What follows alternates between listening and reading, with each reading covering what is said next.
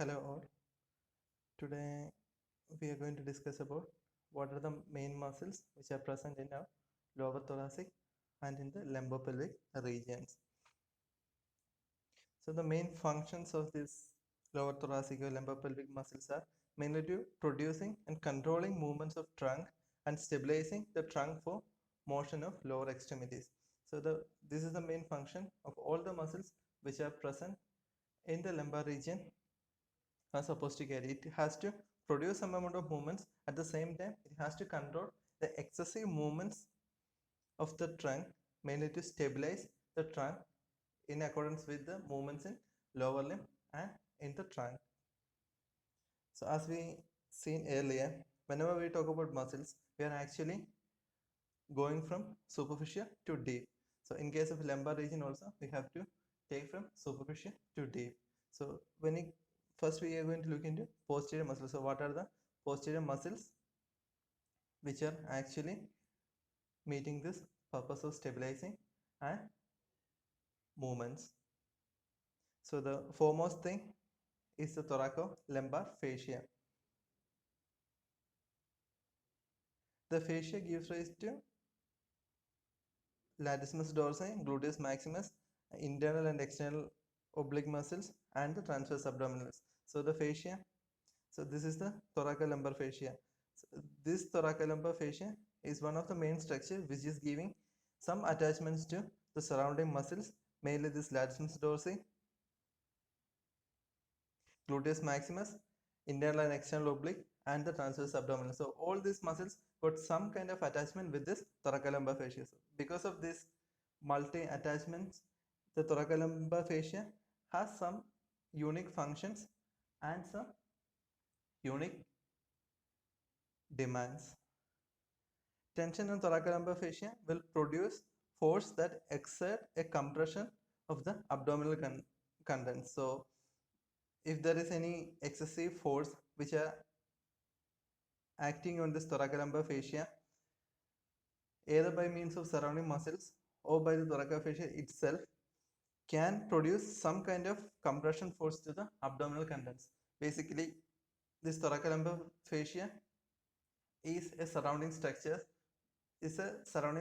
which is mainly attached with the muscles of this abdominal cavity. So in case if there is any increase in tension or any changes in thoracolumbar fascia can affect all the abdominal wall muscles.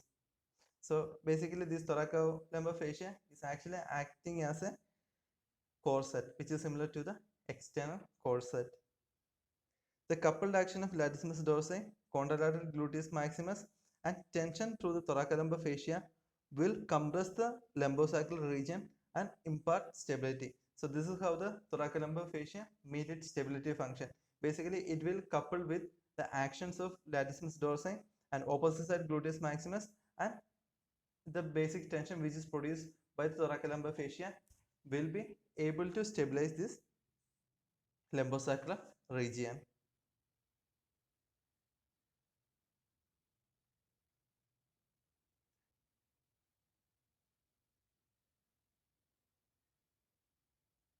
So next muscle is next group of muscle is erector spinae. It consists of longissimus and iliocostalis muscle groups. In general, these muscles are identified as extensors of trunk. So erector spinae is a group of muscles which is mainly consists of longissimus and iliocostalis muscles. And the primary function of this erector spinae is to produce some extension to lumbar spine or to the trunk. Anatomically and functionally, it is easier to group the muscles together as superficial layer and deep layer. So whenever we look into textbook has given some complicated classification. Also a simple and much more easy way of understanding this group of muscles. So make it much more easier. We can generally group these muscles in accordance with anatomy and its function. So basically when we look into anatomy and function, we can divide this muscle into superficial and deep layer. The superficial layer runs from the ribs and thoracic transverse process to form muscle bellies that are laterally located in the thoracic region. So this is a superficial one. Basically, this is run from this ribs and the transverse process in the thorax, and which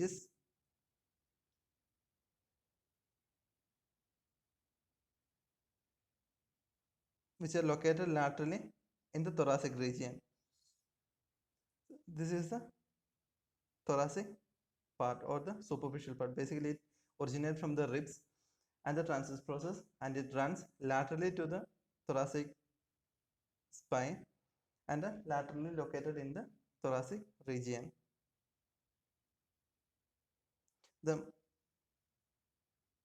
So this is the iliacostalis lumborum and the longissimus thoracic. So basically this is two part in this erector spinae.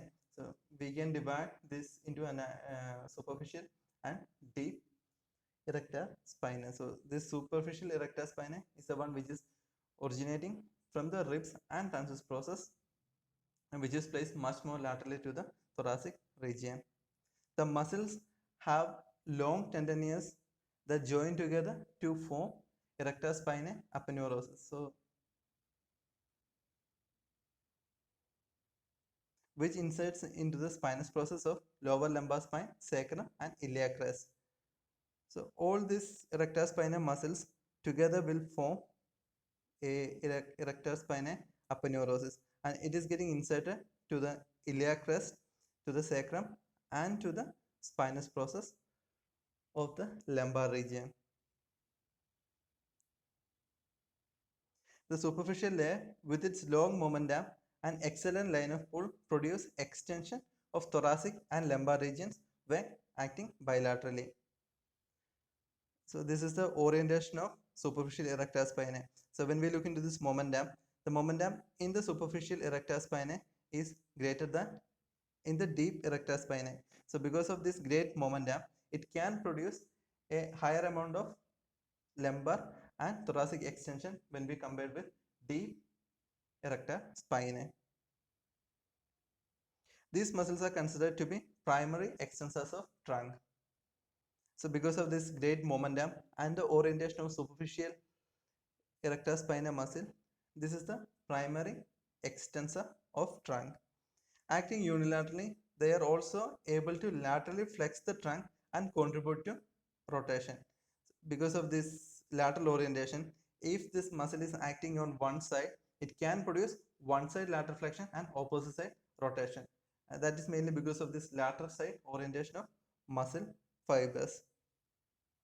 During trunk flexion from standing position, the erector spinae are responsible for contracting eccentrically to control motion.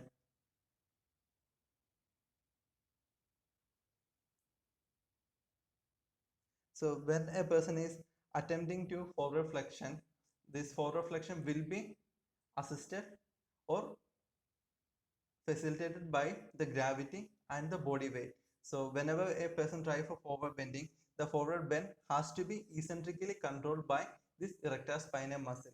So that is another function of this erector spinae muscle.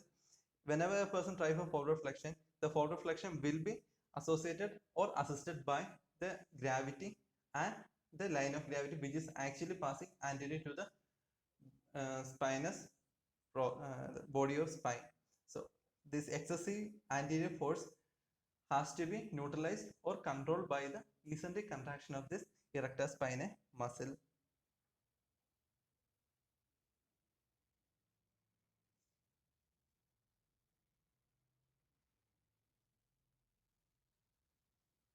Deep layer of erector spinae as being entirely separate from superficial layer and consisting of individual fascicles with common tendinous insertion arise from the ilium at the PSIS and just lateral on the iliac crest and course superiorly, medially and anteriorly to insert onto the lumbar transverse process. So this is the orientation of deep erector spinae muscle.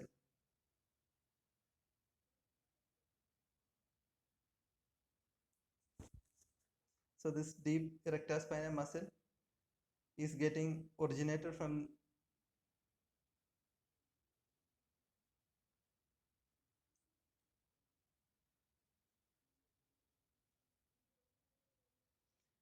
this deep erector spinae muscle is getting originated from ilium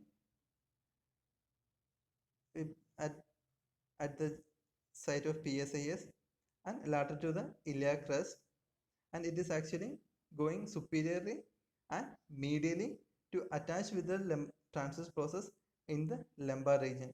So basically it is an entire different muscle from the superficial erector spinae. So this deep erector spinae basically originated from this iliac crest at the site of PSIS, and it runs upward and medially to have attachment with the lumbar transverse process. And this is the main function of this deep layer of erector spinae. This deep erector spinae muscle lies close to the axis of rotation. This is the deep erector spinae muscle. So basically it is actually placed close to this, or it lies close to this axis of rotation in the in the lumbar region. So because of this orientation, it is not able to produce much more of moment arm. It do not have a sufficient momentum to be the primary movers, basically the extension. So because of this orientation, it is not actually able to produce a proper extensor moment. But because of their oblique orientation, this muscle can produce some amount of posterior shear force and also some compressive forces. And because of this oblique line of action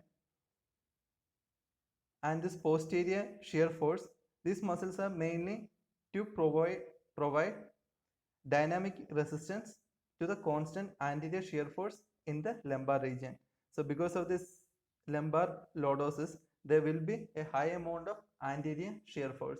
So this anterior shear force is neutralized by this erector spinae muscle, or the posterior shear force, which is mainly produced by this erector spinae muscle. So that is the main function of erector spinae muscle. So erector spinae muscle is not a primary mover or not a primary extensor, but basically it can produce some amount of posterior shear force which can limit the anterior shear force which is produced by this lumbar lordosis.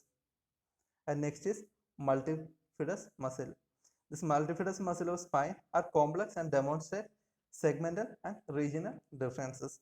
They run from the dorsal sacrum and the ilium in the region of PSIS to the spinous process of lumbar vertebrae.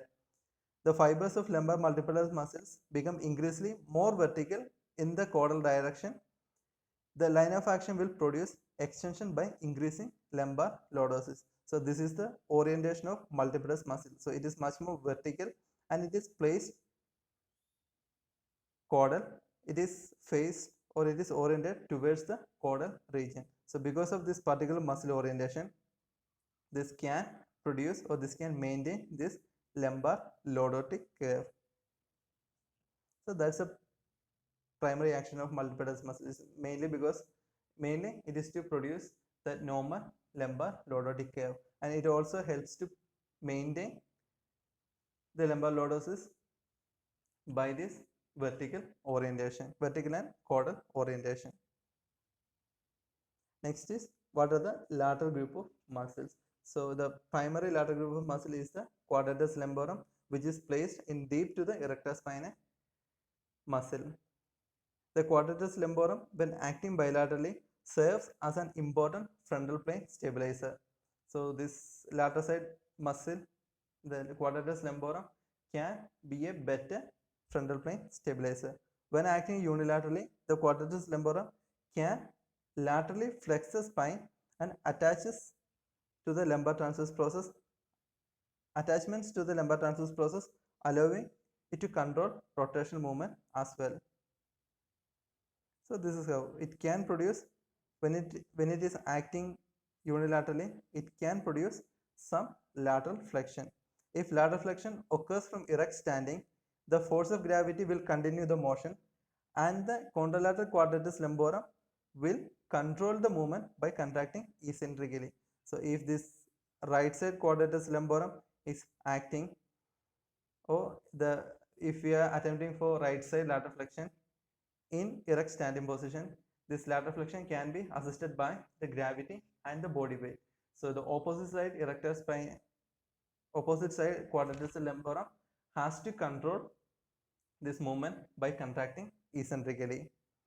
If the pelvis free to move, the quadratus lumborum will hike the hip on laterally, tilt the pelvis in frontal plane.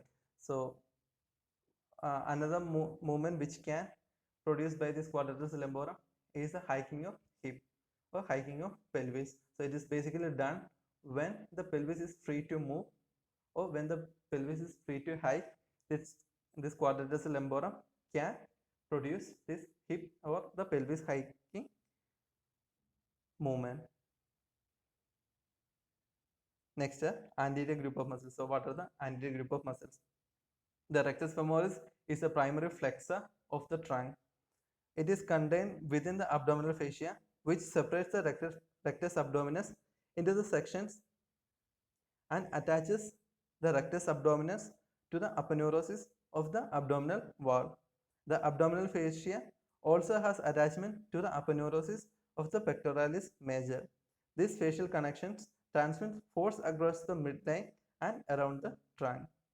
Tension on this facial system will provide stability in corset type of manner around the trunk. So basically this rectus femoris is a primary flexor of trunk, and it is basically originated from the pubic symphysis, and it attaches to the lower rib or the fascia which is covering the lower ribs. So basically the importance in this rectus abdominis is that it is covered by a fascia, and the fascia is attached to the fascia in the pectoralis major muscle, and because of this attachment it can transmit the forces across the midline around the trunk, and because of this facial system it can provide stability to the corset type manner to the trunk region. The abdominal wall of the external oblique, the abdominal wall consists of external oblique, internal oblique, and the transverse abdominal. So these are the three muscles which is actually placed in anterior lateral portion in the abdominal wall. So mainly we have external oblique, internal oblique, and the transverse abdominals. So all these structures will produce a hoop-like structure. This hoop plays an important role in the stability of lumbo-pelvic region. So a hoop which is